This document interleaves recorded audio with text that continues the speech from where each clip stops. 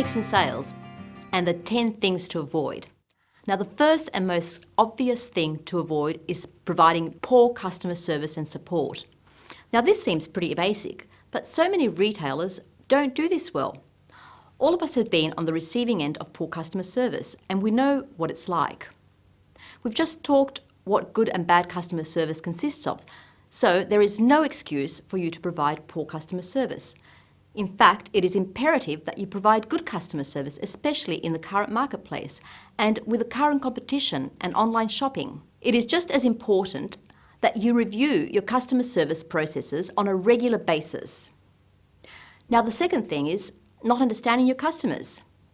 You need to understand your customers and their needs.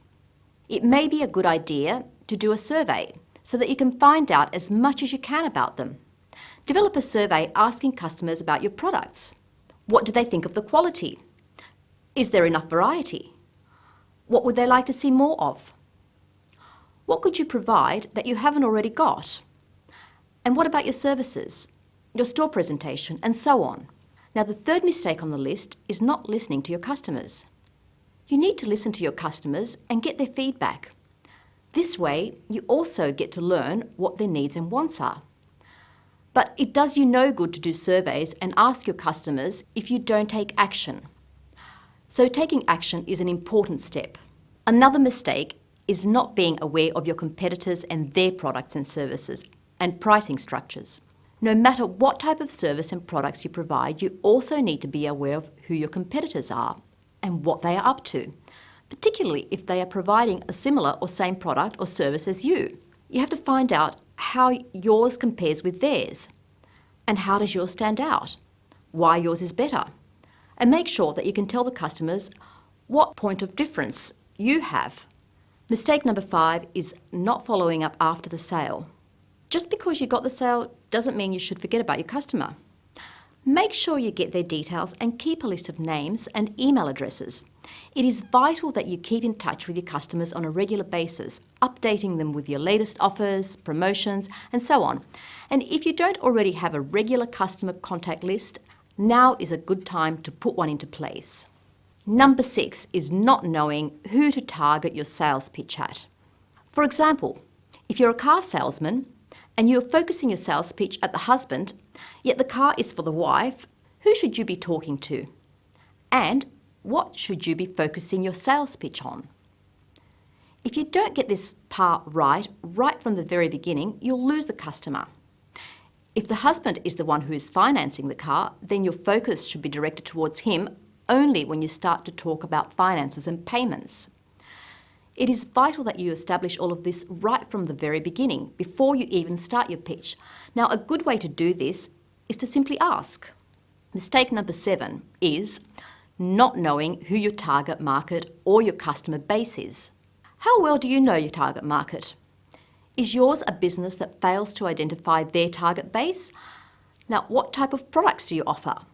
Are your products more suited to young professional people or childless couples, or are they family friendly? Are they predominantly aimed at men or women? What sort of demographic are you aiming at? What is the socioeconomic group of your customer base? Make sure you spend the time to review who your customers are and who you need to be targeting and marketing to, and the most effective ways of doing this. Now, number 8 is providing your customers with either too little or too much material or information. If you don't provide enough relevant information, your customers will walk away and have questions and doubts, and therefore be unable to make a decision. If you provide too much information, it will be too much to digest, and it will only confuse them. You need to keep your marketing information as simple and as focused as possible, but also giving relevant information for your customers to easily understand what your products and services include. Number 9 is inadequate preparation and inadequate knowledge of your products. You need to be well prepared and know your products and services, as well as knowing your customers, in order to be able to successfully close a sale. You need to know what their requirements are, what their budget is, and how you can serve them. And finally, at number 10, it's not going for the close or not knowing how or when to close. You need to be aware of your customer signals. So many salespeople fail to pick these up and may either go for the close during the sales process or don't go for the close early enough, or sometimes not at all. Now, if a customer takes the time to speak with you, then they are usually interested in buying. So don't be afraid to ask them what date they need the product by, how they would like to have it delivered, and let them know of your payment options. Also ask if there is anything else that they might need. If you don't ask, you won't get. Now, for your next exercise, I want you to get into 5 groups of 2 or 3. Each group will choose one of the following. Now, group 1 is to focus on their target market. You are to identify who your target market is and how you are currently marketing to them. What else could you do, and how could you market better or be more effective? Think about all the things that were mentioned, such as age, socioeconomic groups, male or female, demographic, and so on, and describe who your ideal target market is. Now, Group 2 will look at the products or service information.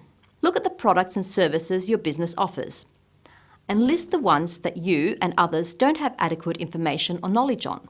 Source out the information on these products or services and make sure that everyone has it and knows about it, or where to find it. Group 3 will look at the after-sales service and follow-up. Write down how your business follows up with their customer base. Do you have a list of existing customers? And if not, how are you going to put this into place? And how will you market to your customers?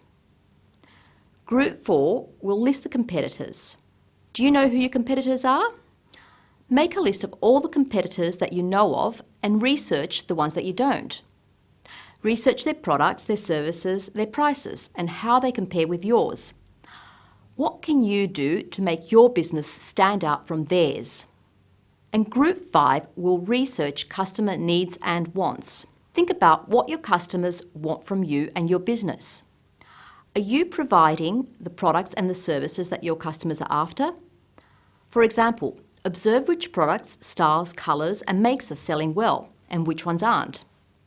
Are there any particular items that customers specifically ask for on a regular basis?